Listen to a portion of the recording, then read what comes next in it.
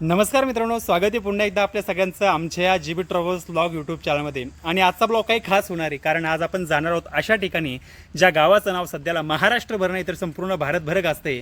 ज्या ठिकाणी मनोज जरांगे पाटील हे मराठा समाजाच्या आरक्षणाबाबतीमध्ये जे जे काही आमरण उपोषणासाठी ज्या ठिकाणी बसलेले, असं असलेलं ते सराटी अंतरवाली नावाचं गाव. आणि आतापर्यंत रेकॉर्ड आहे त्या गावाचा की ज्या ठिकाणी महाराष्ट्रातले संपूर्ण मंत्री, संत्री, मुख्यमंत्री, उपमुख्यमंत्री असेल, त्यानंतर जे काही आमदार, खासदार सगळे ज्या गावामध्ये येऊन गेले, असं असणारं ते सराटी अंतरवाली नावाचं गाव. आणि ज्या गावामध्ये आतापर्यंत भारतातली नाही तर संपूर्ण जगातली जे काही रेकॉर्ड ब्रेक सभा झाली तर त्या गावामध्ये आज आपण जाणार आहोत. तर ते गाव नेमकं कुठल्या ठिकाणी, कुठल्या तालुक्यात, कुठल्या जिल्ह्यामध्ये ते गाव येतं, कोणत्या ठिकाणी मनोज जरांगे पाटील उपोषणाकरता बसलेले, आणि कोणत्या ठिकाणी जी मराठ्यांची 1.5 कोटी मराठ्यांची सभा झाली ते ठिकाण सुद्धा आजच्या ब्लॉगमध्ये आपण बघणार आहोत. चला तर मित्रांनो, बघूया व्हिडिओमध्ये.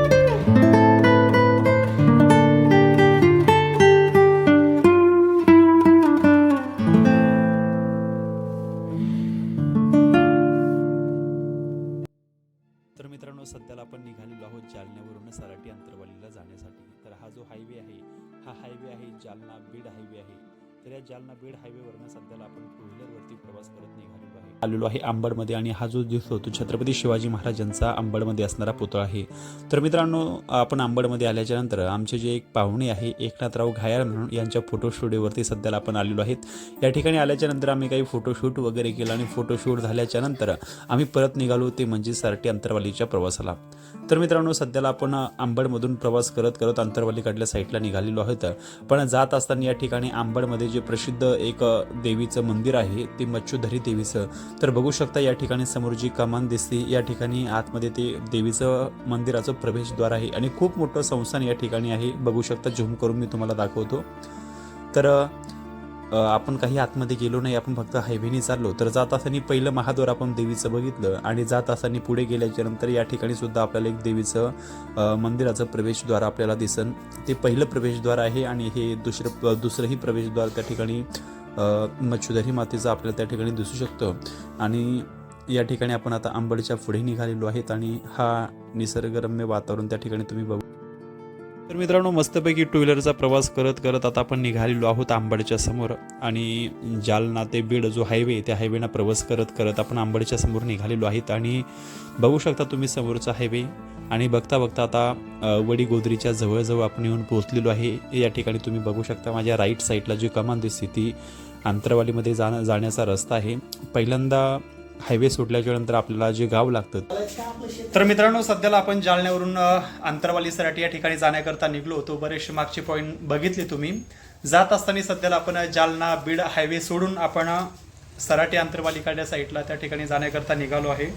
तर जात असताना आमचे परमवसनीय, परमादरणीय असणारे एक वारकरी संप्रदायामधले एक व्यक्तिमत्व असणारे महादेवजी महाराज गिरी, आमच्यावरती पुत्रवत प्रेम करणारे. आणि महादेव महाराज यांच्या गावाला मी जात असताना, अंतरवाली सराटीला जात असताना वडीगोद्री या ठिकाणून निघालो होतो. पण जात असताना महाराजांचे जे सुपुत्र आहे भगवान गिरी, त्यांचं नाव आहे. जात असताना त्यांचं दुकान या ठिकाणी आम्हाला, हे कपड्याचं नवीन त्यांनी आता एक दुकान ओपन केलेलं आहे. महाराज त्याचं नाव आहे, बघू शकता तुम्ही या ठिकाणी.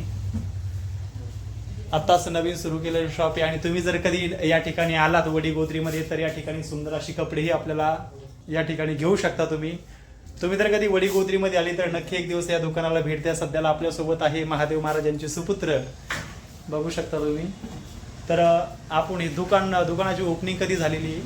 एक 10 दिवस झाले बघा, दिवाळीच्या अगोदर. हां, तर 10 दिवसापूर्वी दुकानाची ओपनिंग वगैरे झालेली आहे. समोर अंतरवाली सराटीकडे जाताना जे वडीगोद्री आहे ना, हा वडीगोद्री जे गाव आहे, हायवे सोडल्याच्या नंतर वडीगोद्री नावाचं गाव आहे. आणि यातूनच हा जो रोड दिसतो समोर, बघू शकता, हा हायवेकडून येणारा रोड आहे. आणि इकडं सराटी अंतरवाली या ठिकाणी जाणारा हा रोड आहे. तर वाटेवरतीच लागणारं हे महाराजा नावाचं दुकान तुम्ही बघू शकता.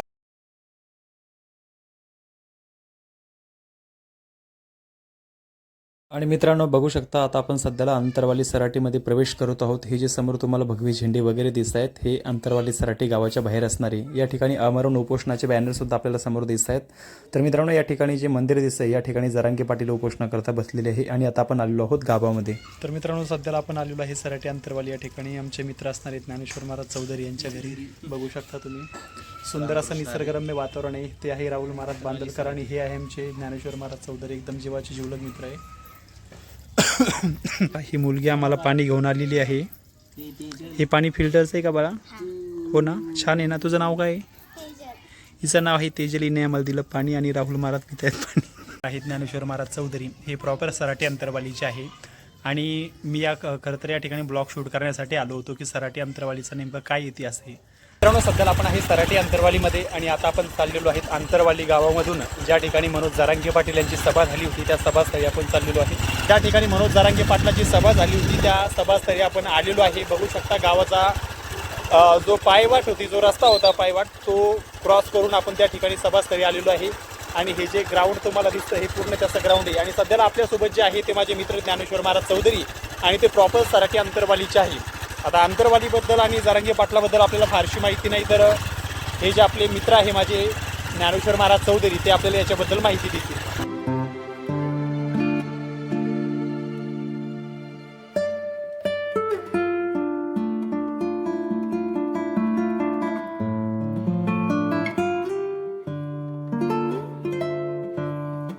तर मित्रांनो बघू शकता फायनली ज्या ठिकाणी मनोज जरांगे पाटील यांची सभा झाली होती त्या मैदानामध्ये आपण सध्याला उभे आहोत.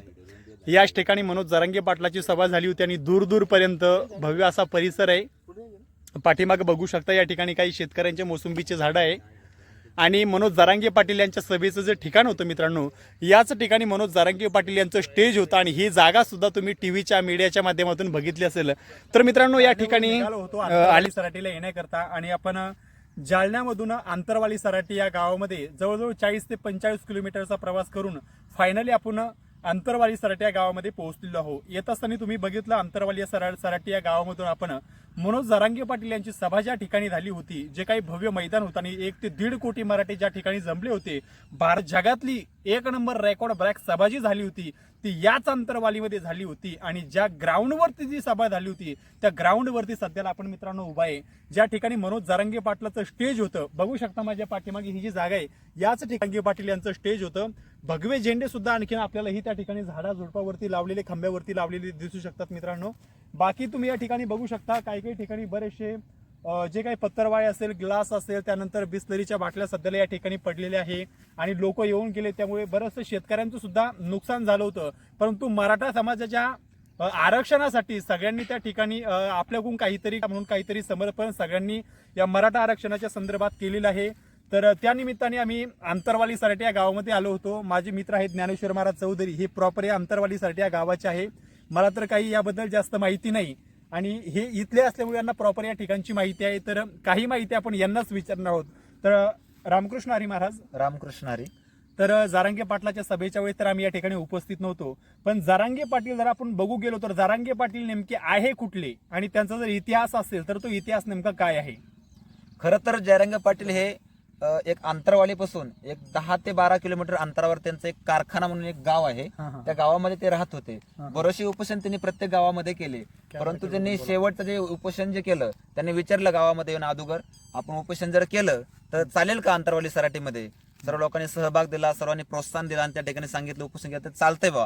उपोषण झाल्याच्या नंतर उपोषण तर आतापर्यंत जरांगे पाटलाचे भरपूर झाले, पण हे उपोषण जेवढं गाजलं ते आतापर्यंत जे उपोषण गाजले नव्हते. मग हे जे उपोषण एवढं गाजलं त्याचं कारण नेमकं काय? असं माझ्या ही कानावरती आलं होती काहीतरी लाठी चार्ज वगैरे झाला, त्याच्यामुळे हे जास्त भपका झाला आणि हे महाराष्ट्रभरने पूर्ण भारतभर गाजलं गेलं की असं काय झालं होतं नेमकं त्यावेळेस ज्यावेळेस लाठीचार्ज झाला त्यावेळेस नेमका काय प्रसंग घडला होता? त्यावेळेस काय झालं, खूप मोठा या ठिकाणी लाठीचार्ज घडल्यामुळं लोक त्या ठिकाणी पेटले, लोकांना राग त्या ठिकाणी निर्माण झाला आणि विशेष म्हणजे एक निष्ठा त्या ठिकाणी जयरंग पाटीलच्या मनामध्ये त्यांना दिसली. सर्वात गोष्ट महत्वाची म्हणजे निष्ठा त्या ठिकाणी दिसल्यामुळे हा सर्व प्रसंग त्या ठिकाणी झाला आणि उपोषण केल्यानंतर निष्ठा दिसली आणि लोकांनी प्रोत्साहन दिलं. एवढा मोठा या ठिकाणी उपोषण झालं, सभा पण त्या ठिकाणी मोठ्या सहभागाने झाली. हे जरांगे पाटलाला सरकारने 30 दिवस मागितले होते, तर जरांगे पाटलांनी अंतःकरण मोठं करून 40 दिवस सरकारला आरक्षणासाठी दिले होते. पण ते 30ही दिवस होऊन गेले, 40ही दिवस होऊन गेले आणि भरपूर दिवस उलटून सुद्धा अजूनही मराठा समाजाच्या आरक्षणाबाबतीत काहीच तोडगा निघत नाहीये. अजूनही जरांगे पाटलांनी काही जानेवारीपर्यंत काहीतरी तारीख दिलेली आहे. तर तुम्हाला नेमकं काय वाटतं की आरक्षण भेटू शकतं का किंवा आणखीन या अंतरवाली सराटीमध्ये नेमकं काय सुरू आहे आरक्षणाच्या बाबतीत? आरक्षण भेटू शकतं नाही भेटू शकतं हा आपल्याला ते सांगू शकत नाही. परंतु महाराज लोक एवढे पेटले आहे, लोकांची एवढी जिद्द आहे, लोक एवढे पाठिंबा त्यांच्या मागे आहे, तर आरक्षण भेटल्याशिवाय ते काही शांत बसणार नाही, मला तर असं वाटतं. आणि जयरंग पाटील जर आरक्षण भेटल्याशिवाय ते देहाचं काही पण करू शकतात, एवढी त्यांची गॅरंटी मी घेतो. आणि सध्याला महत्वाचा मुद्दा म्हणजे आता जरांगे पाटलाच्या सभा झाल्या मराठा समाजाच्या, पण मराठा समाजाचा विषय झाल्याच्या नंतर आता दुसरा एक विषय पेटलेला आपण संपूर्ण महाराष्ट्रभर बघतो की जे छगन भुजबळ आहे, सध्याला एक महाराष्ट्र राज्याचं खातंही त्यांच्याकडे आहे मंत्रिपदाचं, आणि सध्याला जे छगन भुजबळ आहे ते मराठा समाज असेल किंवा जरांगे पाटलाबद्दल ते काहीतरी बोलले किंवा जरांगे पाटील त्यांच्याबद्दल काय बोलले सोशल मीडियावरती सध्याला दोन्ही व्हिडिओ आपल्याला बघायला भेटतील. मला कोणावरतीही टीका करायची नाही, जरांगे पाटलावरतीही करायची नाही आणि छगन भुजबळ यांच्यावरती सुद्धा करायची नाही. फक्त जे आहे ते मी रेल बोलण्याचं काम करतोय. तर आताच छगन भुजबळांची सुद्धा सभा अंबड या ठिकाणी मोठी सभा होऊन गेली. भरपूर प्रमाणामध्ये ओबीसी समाज सुद्धा त्या ठिकाणी जमा झाला होता. खरं तर आता जरांगे पाटील मराठ्याचे कैवारी म्हणजे जरांगे पाटील आणि ओबीसीचे कैवारी म्हणजे छगन भुजबळ, म्हणजे आता एक सरळ जातीय तेढ निर्माण होताना सध्याला आपल्याला दोन्ही समाजामध्ये दिसते. खरं तर पहिलं जातीय तेढ निर्माण न होता या सगळ्या गोष्टी एकदम व्यवस्थितपणे झाल्या पाहिजे, माझी तरी एवढी इच्छा आहे. तर खरं तर आता आपण अंतरवाली सराटी या ठिकाणी आलो होतो आणि हे ग्राउंड तुम्ही बघू शकता, सगळं एकदा दाखवा. हे ग्राउंड तुम्ही बघू शकता. याच ठिकाणी एक मराठा 1.5 कोट मराठा असा जो एल्गार ज्या मैदानामध्ये घुमला होता ते हेच मैदान आहे. याच ठिकाणी एका मराठ्याने 1.5 कोटी मराठे मित्रांनो जमा केले होते आणि हे संपूर्ण भव्य मैदान तुम्ही बघू शकता. याच ठिकाणी जरांगे पाटलाचं जे स्टेज होतं बघू शकता तुम्ही, ही जी जागा तुम्हाला ओपन प्लेस दिसतं याच ठिकाणी माननीय जरांगे पाटील यांचं स्टेज होतं.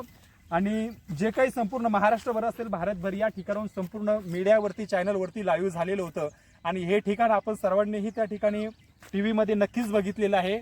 तर बरेचसे दिवस होऊन गेल्याच्या नंतर माझं या ठिकाणी येणं झालं, त्यामुळे असं वाटलं की या ठिकाणी एक ब्लॉग व्हिडिओ शूट करावा. त्यानिमित्ताने मी आलो होतो आणि त्यानिमित्ताने आमचे असणारे ज्ञानेश्वर महाराज चौधरी या ठिकाणी भेटले. तर हा इथला व्हिडिओ तुम्ही बघितला ग्राउंडवरचा. यानंतर आपण जाणार आहोत गावामध्ये आणि गावामध्ये गेल्याच्या नंतर ज्या ठिकाणी मनोज जरांगे पाटील ही उपोषणा करता बसली, ज्या गादीवरती ते उपोषणा करता बसतात त्या ती गादीही आपण बघणार आहोत, ते स्थळ ती जागा सुद्धा आपण बघणार आहोत. आणि संध्याकाळी या ठिकाणी रोज कीर्तन होतात, ते कीर्तन सुद्धा संध्याकाळी आपण बघणार आहोत. चला तर भेटूया गावामध्ये गेल्याच्या नंतर.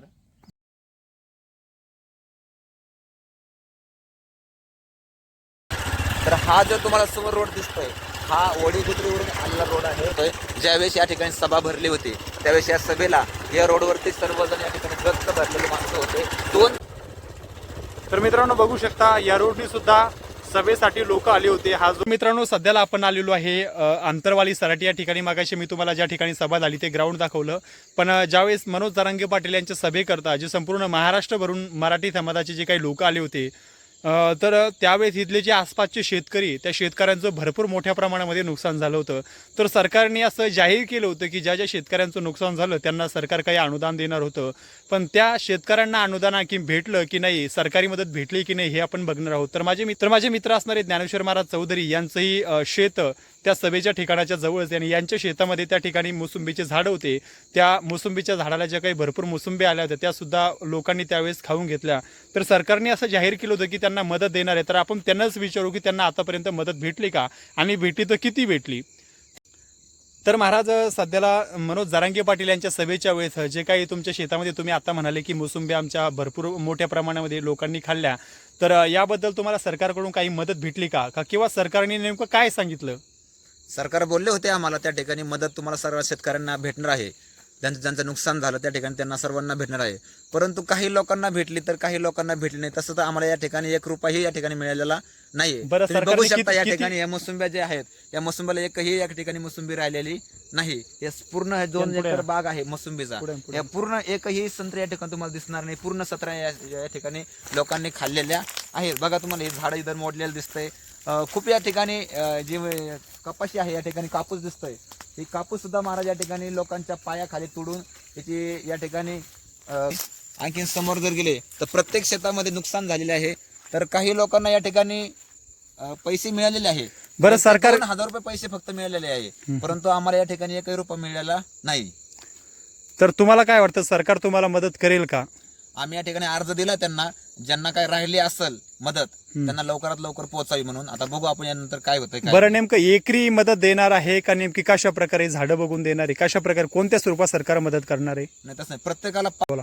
प्रत्येक शेतकऱ्यांना 5,000 रुपये देणार ज्यांचं नुकसान झालेलं आहे, असं त्यांनी अशी मागणी त्या ठिकाणी केलेली होती. हा, मग ते मोसंबीचे झाडं असो या सरकी असो या काही असो. हो. तर मित्रांनो, बघू शकता तुम्ही मनोज जरांगे यांच्या पाटलाच्या वेळेत अनेक शेतकऱ्यांचं जे काही नुकसान झालं होतं, सरकारने मदत जाहीर केली होती की ज्या ज्या शेतकऱ्यांचं नुकसान झालं त्यांना आम्ही मदत देणार आहोत. तर काही शेतकऱ्यांना पैसे मिळाले. आत्ताच यांनी आपल्याला सांगितले, जे शेतकरी आहे गावचे त्यांनी सांगितलं काही जणांना पैसे मिळाले आणि काही जणांना आणखीन मिळाले नाही. तो या व्हिडिओच्या माध्यमातून आपण सरकारला विनंती करू की जरांगे पाटलांच्या सभेच्या वेळेस जे काही शेतकऱ्यांचं नुकसान झालं होतं त्या शेतकऱ्यांना लवकरात लवकर त्या ठिकाणी मदत मिळावी, एवढी अपेक्षा आपण या व्हिडिओच्या माध्यमातून सरकारकडे करूया. जरांगे पाटील यांचं उपोषण सुरू होतं, त्यासमोर अनेक दिवसापासून भव्य दिव्य कीर्तन महोत्सव सुरू आहे. तर त्या कीर्तन महोत्सवामध्ये आपण सुद्धा आज हजेरी लावलेली आहे. आजचं जे कीर्तन आहे ते हरिभक्तपरायण ज्ञानेश्वर महाराज तांबे यांचं या ठिकाणी शुद्ध असावं, काही खाऊन जमणार नाहीये. तुमचे मन जर स्टँडर्ड करायचे असतील, प्रभावशाली करायचे असतील, तर याच्यामध्ये आहार सुद्धा तेवढा चांगला क्वालिटीचा असावा. युक्त म्हणजे पौष्टिक, शुद्ध, सात्विक आहार चांगला खाल्लाय, पण फिरतय कुणाबरोबर तुमचं लेकरू, म्हणजे जे खाल्लंय ते तर पचलं मित्रांनो, कुणाच्या बघू सानिध्यात. शकता ज्या ठिकाणी सराटी अंतरवालीमध्ये जरांगे पाटील हे उपोषणा करता बसले त्याच स्टेजवरती सध्याला मी आलेलो आहे. या ठिकाणी छत्रपती शिवाजी महाराजांचा पुतळा तुम्हाला माझ्यासमोर दिसू शकतो. मागं जे अमरण उपोषणाचं बॅनर आहे आणि ज्या ठिकाणी ज्या गादीवरती जरांगे पाटील बसतायत ती गादीसुद्धा माझ्यासमोरच आहे. सध्याला ही गादी रिकामी आहे कारण जरांगे पाटील गेलेली आहे महाराष्ट्राच्या दौऱ्यावरती. बघू शकता ही गादी. तर मित्रांनो, अशा प्रकारे आपली सराटी अंतरवालीचा ब्लॉग झालेला आहे. तर मित्रांनो, हा ब्लॉग तुम्हाला कसा